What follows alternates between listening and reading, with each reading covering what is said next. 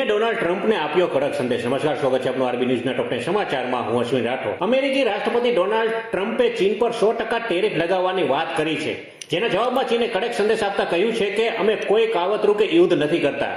ચીને ટ્રમ્પની આ માંગને ગંભીરતાથી લીધી છે અને સ્પષ્ટ કહ્યું છે કે તે આવી આર્થિક નીતિઓનો સામનો કરવા તૈયાર છે। મહિલા એશિયા કપ હોકીની ફાઇનલમાં આજે ભારતનો મુકાબલો ચીન સામે થશે। ભારતીય ટીમ ફાઇનલમાં પહોંચી ગઈ છે અને ઇતિહાસ રચવાથી એક ડગલું દૂર છે। કેન્દ્રીય ગૃહમંત્રી અમિત શાહે કહ્યું છે કે હિન્દી ભાષા કોઈ સ્પર્ધા નથી, પરંતુ તે ભારતમાં બોલાતી અન્ય તમામ ભાષાઓની મિત્ર છે।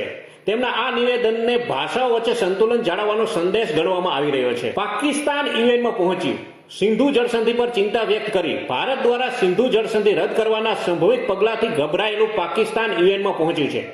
પાકિસ્તાને યુએનમાં આ મુદ્દો ઉઠાવીને કહ્યું છે કે જો ભારત આ સિંધુ નદીનું પાણી રોકીને રાખશે તો તેના ગંભીર પરિણામો આવશે। નાણામંત્રી નિર્મલા સીતારમણે જાહેરાત કરી છે કે સંસદના શિયાળુ સત્રમાં વીમા ક્ષેત્રને લગતું સુધારા બિલ રજૂ કરવામાં આવી શકે છે। આ બિલ વીમા ઉદ્યોગમાં મોટો ફેરફાર લાવી શકે છે। દુબઈમાં વિશ્વની સૌથી ઊંચી હોટેલ CL દુબઈ મરીનાનો શુભારંભ નવેમ્બરમાં થશે। આ હોટલમાં 1000 થી વધુ રૂમ હશે। વડાપ્રધાન નરેન્દ્ર મોદીએ આસામની મુલાકાત દરમિયાન 18,530 કરોડ રૂપિયાના વિવિધ વિકાસ પ્રોજેક્ટનું ઉદ્ઘાટન અને શિલાન્યાસ કર્યો છે, જે રાજ્યના વિકાસ માટે મહત્વપૂર્ણ સાબિત થશે। નેપાળ પછી હવે ઇંગ્લેન્ડમાં પણ પ્રવાસીઓ સામે વિરોધ પ્રદર્શન।